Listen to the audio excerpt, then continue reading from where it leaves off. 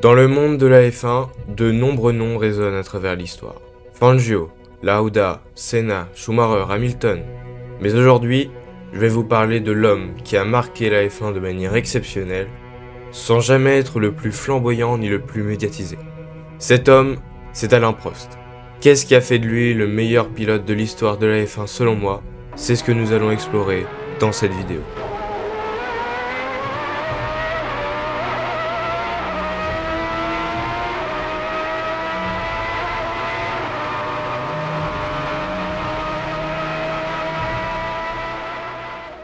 Pour moi, le premier point qui fait de lui un excellent pilote de l'histoire, c'est sa longévité. Il a commencé chez McLaren à 25 ans, ce qui est pourtant vieux du coup, et il a pris sa retraite fin 1993 à 38 ans, ce qui fait une période assez respectable. Son palmarès est aussi impressionnant puisqu'en presque 200 courses, il a pris 33 pole positions, 106 podiums et surtout 51 victoires. Il a donc obtenu 4 titres mondiaux, ce qui le place très près de certains très grands Fangio, mais également au même niveau que Vettel ou encore Verstappen. Il est également passé dans toutes les écuries légendaires de la Formule 1, McLaren, Ferrari, mais aussi Williams, sans oublier Renault, qui est quand même l'endroit où il s'est révélé. Mais ce qui dénotait chez lui, c'était surtout sa manière de remporter ses titres mondiaux et ses victoires. Et même pas que, en réalité, c'était sa manière même d'aborder chaque Grand Prix. Il avait donc une stratégie et une intelligence de course qui lui étaient propres.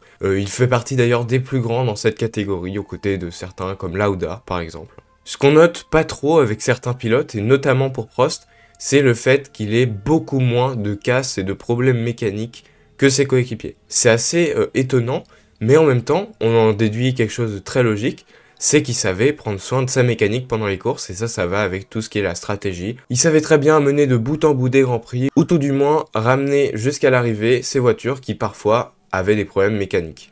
Et justement, parlons des rivalités de Prost avec d'autres pilotes. Alors on a parlé de Senna, qui évidemment est le duel le plus légendaire, je dirais, de l'histoire de la Formule 1, puisque les deux se sont affrontés pendant plusieurs années au sommet, jouant les victoires. Et finalement, c'est pour ça que les gens n'apprécient pas tellement Prost, puisque c'est deux philosophies opposées. La vitesse, l'agressivité de Senna face à l'expérience et la tranquillité de Prost, même s'il était très rapide encore une fois. Il y a également une autre rivalité, mais qui est plus tranquille que celle avec Senna, c'est celle avec Lauda. Alors il n'est pas question de guerre froide en interne quand il était chez McLaren avec Lauda, les deux s'entendaient très bien, mais justement, Lauda lui a appris finalement comment gagner des titres. Enfin, il y a quelque chose d'assez notable dans cette catégorie, c'est une sorte de rivalité un peu bizarre avec Renault, puisque c'est une sorte de je t'aime moi non plus.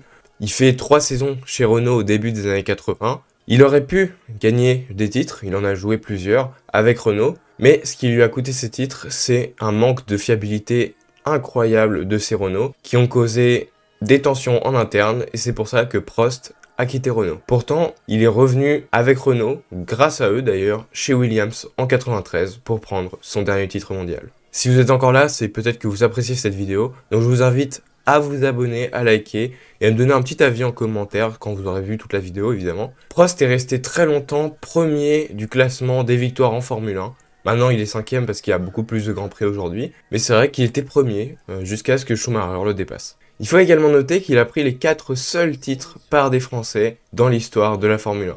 Alors on a quelques Français qui sont passés pas loin, mais Prost c'est le seul qui a concrétisé, et il a concrétisé 4 fois, alors qu'on avait un bel âge d'or de Français à l'époque, ce qui montre bien sa supériorité. Mais pour moi, au-delà de ces records, ce qui montre vraiment les qualités de Prost, c'est le fait que si on avait appliqué le barème de points qu'on a aujourd'hui, mais depuis le début de l'histoire de la Formule 1, il serait le pilote le plus titré, avec 7 titres, ce qui montre encore une fois sa régularité en fonction des saisons. Alain Prost a également un grand héritage dans l'histoire de la Formule 1. Déjà, il a eu son équipe pendant plusieurs années. Je vous invite à aller voir ma vidéo sur 1997, puisque c'est la première saison de Prost GP. Et elle a pas mal impressionné d'ailleurs. Il a également ensuite travaillé chez Renault Sport. Et surtout, Alain Prost bénéficie de l'aura des champions du monde, qu'ont parfois des immenses pilotes, comme Senna notamment, qui encore, bien après la fin de sa carrière, est encore adulé. Bon, pour conclure, Alain Prost, c'est pas simplement le meilleur pilote de l'histoire selon moi parce qu'il a remporté 4 titres mondiaux ou parce qu'il a dominé les pistes pendant plus de 15 ans. Non. Il est le meilleur parce qu'il a su allier talent pur, intelligence de course et une capacité inouïe à prendre des décisions cruciales dans des moments décisifs.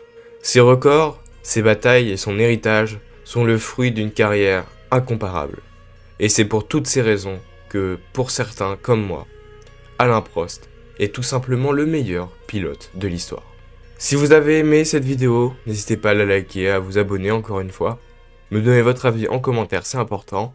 Allez, ciao!